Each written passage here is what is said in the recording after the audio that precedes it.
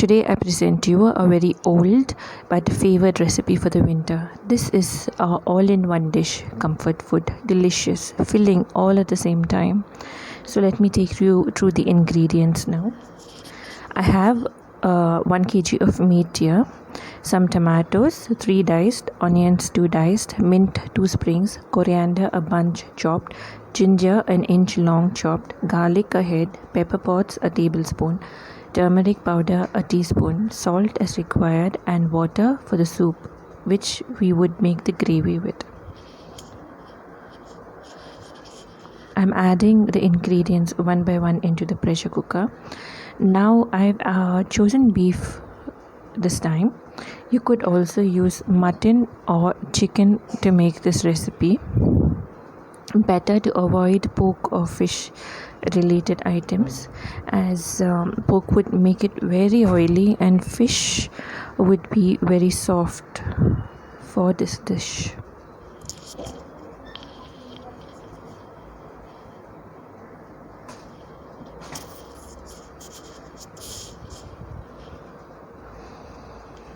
Cover and let it cook until the meat is fully done.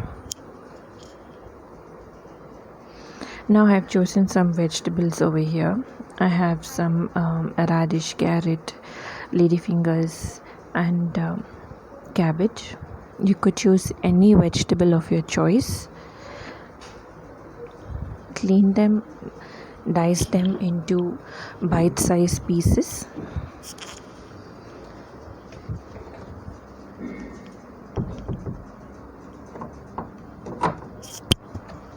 My vegetables are ready, and so is the meat along with the soup. Here I'm going to grind in some tomatoes, namely 2 tomatoes, 2 onions, an inch of ginger, a head of garlic, 3 to 4 green chilies, a handful of coriander, a few leaves of mint into a paste.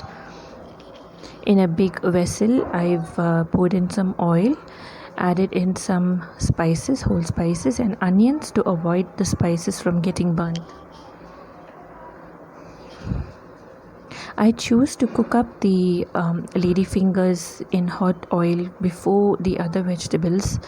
This actually removes the sliminess that would come from the ladyfingers after it's cooked. Add in your remaining vegetables except the ones which would cook faster. Give it a good mix, and then now I've added the ground paste. Give it a good mix, and I'm going to cover it and let it cook within its own steam.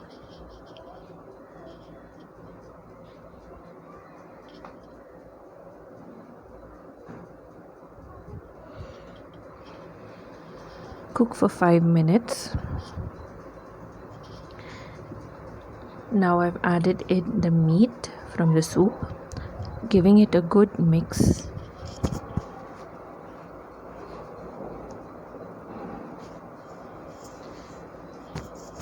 In another bowl, I've added a tablespoon of zira powder, 2 tablespoons of chili powder, half a teaspoon of turmeric powder, 2 tablespoons of coriander powder, salt according to taste, and I've added in a little water and I've given it a good mix. Now while adding water to dry powdered spices will avoid it from getting burnt and giving us an uneasy cough while cooking. Give it a good mix again, and I'm covering it with a little weight and letting it to cook in. Now I've not fried any of my spices, so by cooking it like this, I'll make sure that the spices are cooked well and there's no rawness to any of the spices that I've added. Notice the gravy has attached itself to the vegetables and the meat. Now lastly, I've put in the mushrooms and the remaining soup. Add little more water if you want it a little more soupy type, but I want this to be thick gravy, so I've added only the soup to the vegetables, to the gravy. Now for the last time, I'm going to cover this and let it cook for a good 10 to 15 minutes until the vegetables are fully done. In the meantime, I've prepared a dough and let it sit for about 30 minutes before I could start cooking. It's a basic atta, water, oil and sugar. A tight dough. I'm going to roll it out like how you roll out the chapatis. The same thickness. Better to roll this dough out to a fairly thin disc, since when it boils it will bloat up, and if you roll it thick it would be difficult to eat.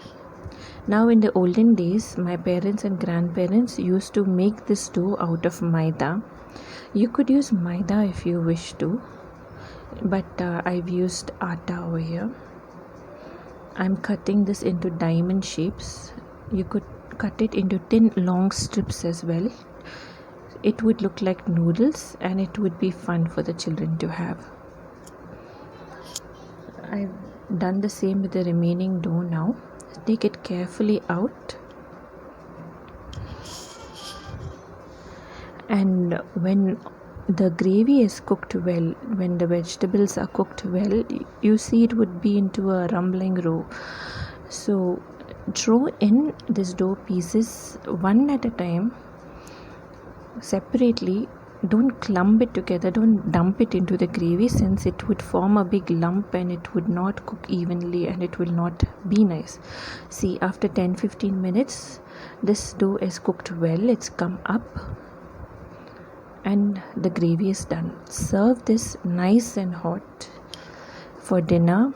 When anybody has sick with cold or fever, it's a very tasty dish, filling dish and healthy at the same time. Hope you liked it. Enjoy.